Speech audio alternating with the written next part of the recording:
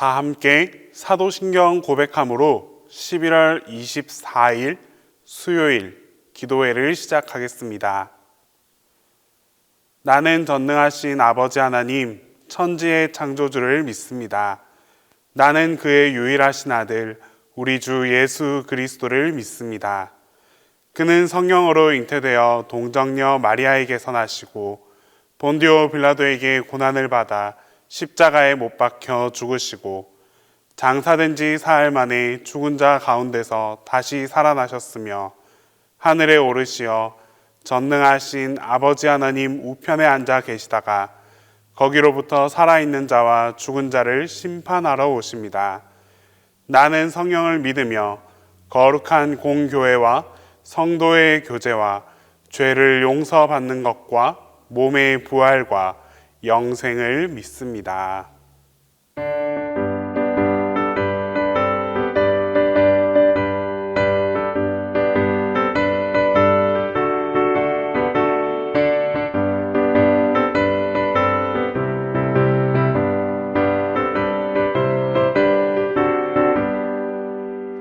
오랫동안 고뇌하던 작년 원복이랄 때 주의 신부 공중으로 들려 올라가겠네.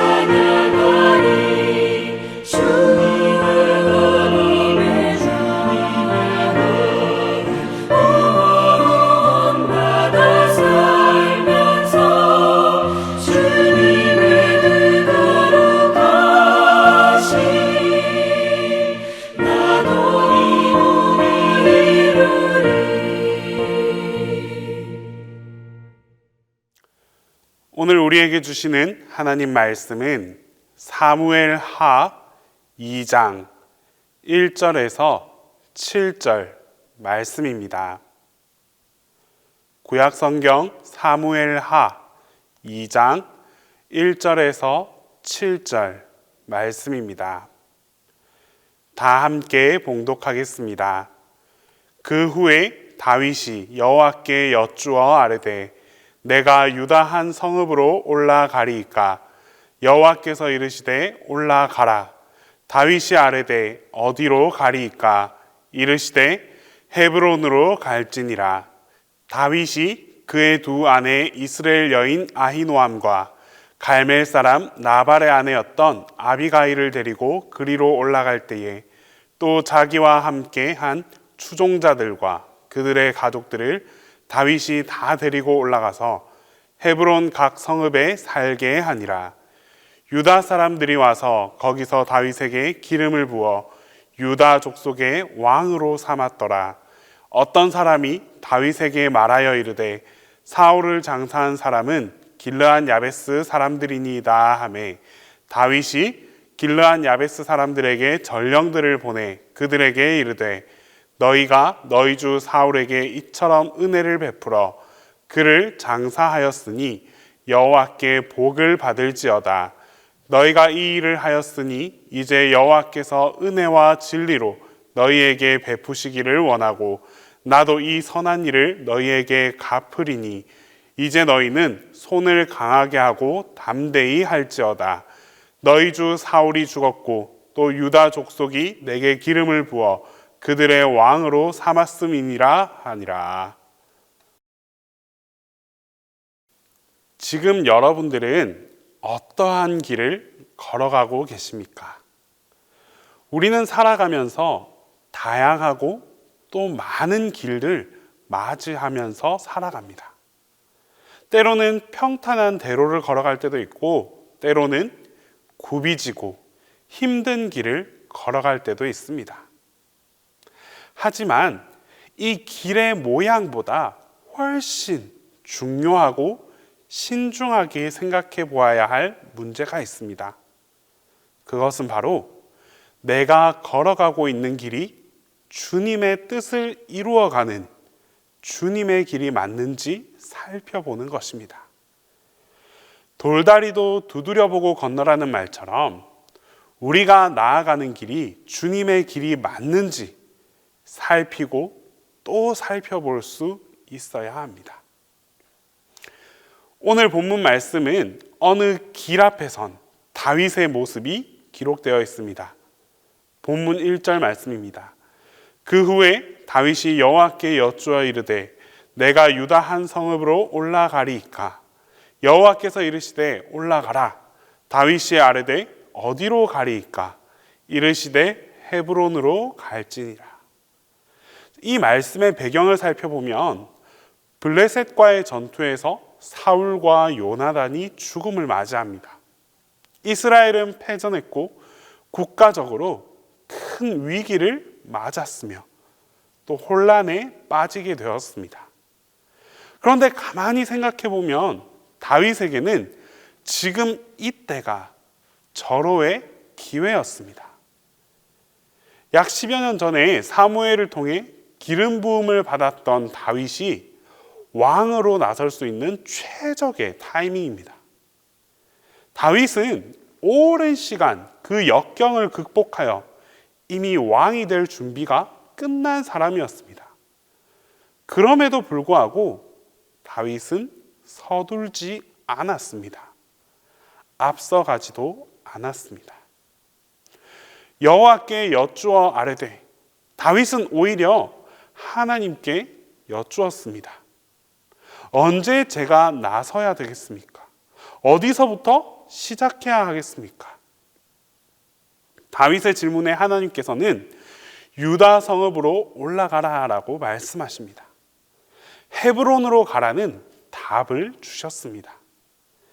다윗은 이 주님의 응답을 듣고 가족들과 추종자들을 데리고 시글락에서 헤브론으로 올라가게 되었습니다. 그리고 바로 그곳에 정착하였고 이어서 유다 사람들이 찾아와서 다윗에게 기름을 부어 주었습니다. 대개 사람들은 자기 자신에게 집중합니다. 그래서 남을 잘 둘러보지 못합니다. 하나님의 뜻도 잘 헤아리지 못한 채 지금 내가 가야 할 바로 그 길만을 뚫어지게 쳐다보기 쉽습니다. 서둘러서 세상 재물을 원하는 만큼 내가 다 채워야 하고 남보다 더 빨리 지위를 얻어야 하기에 하나님의 뜻을 일일이 다 묻고 기다리는 일을 등한시하기 쉽습니다. 그러나 하나님 마음에 맞는 사람은 하나님의 뜻과 그 하나님의 마음을 먼저 헤아릴 줄 아는 사람입니다. 여호와께 묻고 여호와의 대답을 듣고 그리고 나서야 움직이고 행동합니다. 하나님의 주인 되심을 인정하고 기다리는 사람입니다. 오늘 본문의 상황 가운데 다윗은 시편 37편 7절로 고백합니다. 여호와 앞에 잠잠하고 참고 기다리라. 자기 길이 형통하며 악한 꾀를 이루는 자 때문에 불평하지 말지어다. 만약 다윗도 자기 자신에게만 집중했더라면 유다 지파 외에 다른 11지파의 존재가 보이지 않았을 것입니다. 빨리 그들을 짓밟고서라도 12지파의 왕이 되고자 했을 것입니다. 그러나 다윗은 이런 섣부른 행동으로 경거망동하지 않았습니다. 조급해하지도 않았고 오히려 인내심을 갖고 기다렸습니다. 역사가 토머스 칼라일은 이렇게 말합니다. 역경을 극복하는 사람이 100명이라면 번영의 시절에 잘 처신하는 사람은 1명에 불과하다. 번영의 때가 더 넘어지기 쉽습니다. 이때가 정말 잘 해야 할 때입니다. 이럴 때에도 여전히 여호와께 먼저 묻고 먼저 그분의 뜻을 아뢰고 나서 행동할 수 있어야 합니다. 하나님께서 기다리라고 하시면 그 자리에 기다릴 수 있어야 합니다. 다윗은 묵묵히 때를 기다렸습니다. 목동일 때 기름 부음을 받고 금 13년 동안 하나님의 때를 잘 기다렸습니다.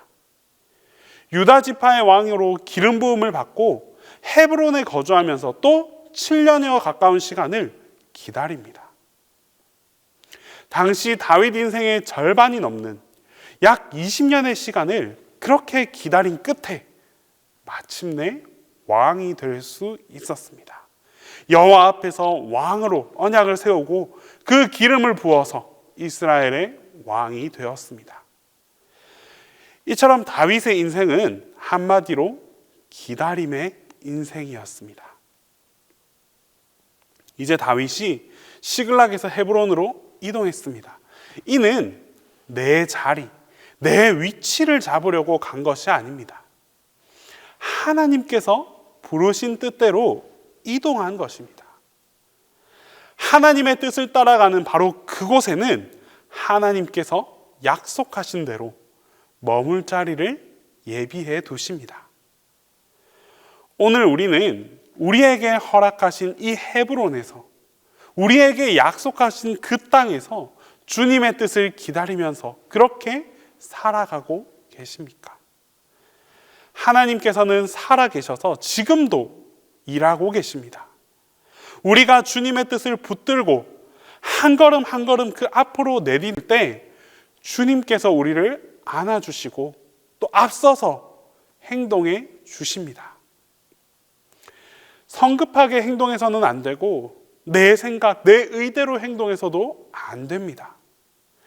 하나님보다 내가 앞서지 말고 믿음으로 묵묵히 기다릴 수 있어야 합니다. 기다림 속에, 그 기다림의 과정 속에서 주님의 뜻을 묻고 주님의 대답에 귀를 기울여 봅시다. 그렇게 기다릴 수 있는 우리 모두에게 하나님께서 약속의 성취를 이루어 주십니다. 다윗은 오랜 기다림 끝에 왕이 되었습니다. 왕이 된 이후에 그가 처음으로 한 일이 있습니다. 바로 길르앗 야베스 사람을 축복하는 일이었습니다. 사무엘상 11장을 보면 암몬 사람에게 멸망당할 위기에 처했던 그 길르앗 야베스를 사울이 구해줍니다. 그래서 이들은 사울을 절대적으로 지지하게 됩니다. 그런 길르앗 야베스 사람들의 사울의 죽음을 슬퍼하면서 장삭 지내주었습니다. 이 일을 어떤 사람이 다윗에게 말하였습니다. 사울을 장사한 사람은 길르앗 야베스 사람들입니다. 일종의 고자질이었습니다. 아마도 이 말을 전한 사람은 너희들은 이제 죽었다, 이렇게 생각했을 것입니다. 다윗도 길르앗 야베스와 그 사울의 인연, 둘 사이의 이 친밀한 인연을 잘 알고 있습니다. 서로가 서로를 돕고 의지하는 끈끈한 관계였습니다. 이들은 모두 사울을 자신의 은인이라고 생각했습니다. 그러기에 사람들은 다윗이 이제 이 길르앗 야베스 사람들을 보복할 것이라 생각했습니다. 그러나 다윗은 하나님께 복을 받을 것이다 라고 축복하고, 다윗 자신도 이 선한 일을 너희에게 갚을 것이다 라고 말하면서 오히려 길르앗 야베스 사람들을 축복해 주었습니다. 개인 감정으로 갖는 그런 단순한 보복이 아니라 하나님의 은혜로 축복해 주었습니다. 과거 사울은 다윗을 도왔다고 제사장들을 모두 다 죽여버렸습니다.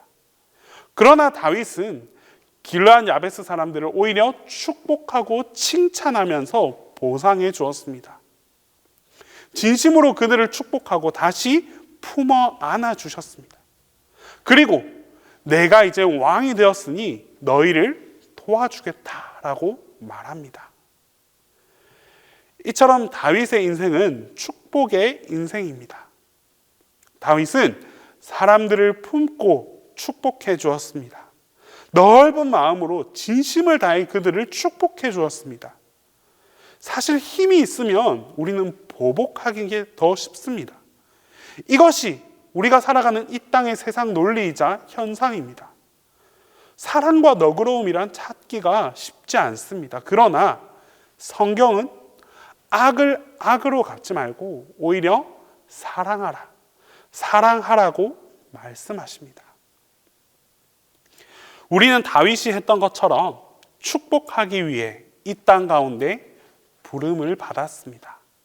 예수님의 삶도 그러했습니다. 죄인이었던 우리, 죄인이었던 나, 죽을 수밖에 없던 원수 같은 그런 나를 사랑해 주신 주님 덕분에 오늘 우리가 이 자리에 서 있습니다. 이처럼 큰 하나님의 사랑을 받은 우리가 이제는 우리가 받은 이 사랑과 축복을 나누면서 살아갈 수 있어야 합니다. 그리하여 이 세상 그 어떤 것과도 비교할 수 없는 가장 귀한 선물, 최고의 축복을 나누어 주면서 살아가야 합니다. 이웃의 축복을 전하고 또 선한 영향력을 끼치는 여러분의 삶을 하나님께서는 기쁨으로 여기고 또 더 큰 은혜와 축복으로 함께해 주십니다. 기도하겠습니다. 우리 이 시간 첫 번째로 기도드릴 때에는 주님의 때를 기다리고 주님의 뜻을 구하며 살아가게 해달라고 기도하겠습니다. 또한 두 번째로 이웃에게 주님께서 주시는 그 축복을 전달할 수 있는 삶을 살아갈 수 있게 해달라고 함께 기도하겠습니다. 끝으로 우리 교회에 있는 이 중보 기도단들에게 기도의 힘과 능력이 더해져서 더 많은 기도의 열심을 통하여 기도의 열매를 맺게 해달라고 우리 이 시간 함께 기도하며 나아가겠습니다. 사랑의 주님, 오늘도 우리와 함께 하시고 우리의 삶을 주관하여 주심에 감사드립니다. 오늘 하루의 삶 속에서도 다윗의 기다림을 배우고 실천하며 살아가게 하여 주시옵소서. 나의 뜻을 주님보다 앞세우지 않게 하시고 나의 행동이 주님의 역사하심을 뛰어넘지 않게 하옵소서. 주님의 음성을 들을 수 있는 기다림을 허락해 주시고 주님의 음성에 순종하며 뒤따를 수 있는 담대한 믿음을 품고 살아가게 하여 주시옵소서. 주님, 특별히 우리의 삶이 주님께서 주시는 그 축복을 전달하는 삶이 되게 하여 주시옵소서. 이웃에게 주님의 사랑을 나누고 주님의 선한 마음을 전할 수 있는 주님의 자녀로 살아가길 원합니다. 그리하여 우리가 속한 모든 곳이 선한 영향력으로 넘쳐나는 사랑의 공동체로 거듭나게 하여 주시옵소서. 주님, 특별히 우리 교회의 중보기도단을 위해 우리 모두가 중보하게 하여 주시옵소서. 날마다 때마다 교회와 교우들을 위해 기도의 수고를 감당하는 중보기도단을 주님께서 축복하여 주시옵소서. 기도의 능력을 더하여 주시고 기도의 열심을 더하여 주시옵소서. 특별히 중보기도단의 기도에 주님의 응답이 있게 하셔서 주님의 역사를 경험하고 이를 통해서 더욱 감사를 경험할 수 있는 우리 모든 중보기도 단원들이 다 되게 하여 주시옵소서. 이 시간 담임 목사님을 위해 기도합니다. 주님께서 목사님을 통해 이루실 그 놀라운 사역들 가운데에 우리 모두가 기도와 헌신으로 협력하게 해주시고 이 모든 사역들이 목사님과 교우들 모두가 하나가 되어 선한 모습으로 열매 맺게 하옵소서. 목사님을 사랑하는 교우들 모두가 되게 하여 주시고 그런 교우들을 향해 더욱 사랑을 전해주시는 목사님이 되게 하여 주시옵소서. 이제 주님께서 가르쳐 주신 기도를 다 함께 하겠습니다. 하늘에 계신 우리 아버지, 아버지의 이름을 거룩하게 하시며 아버지의 나라가 오게 하시며 아버지의 뜻이 하늘에서와 같이 땅에서도 이루어지게 하소서. 오늘 우리에게 일용할 양식을 주시고 우리가 우리에게 잘못한 사람을 용서하여 준 것 같이 우리 죄를 용서하여 주시고 우리를 시험에 빠지지 않게 하시고 악에서 구하소서. 나라와 권능과 영광이 영원히 아버지의 것입니다.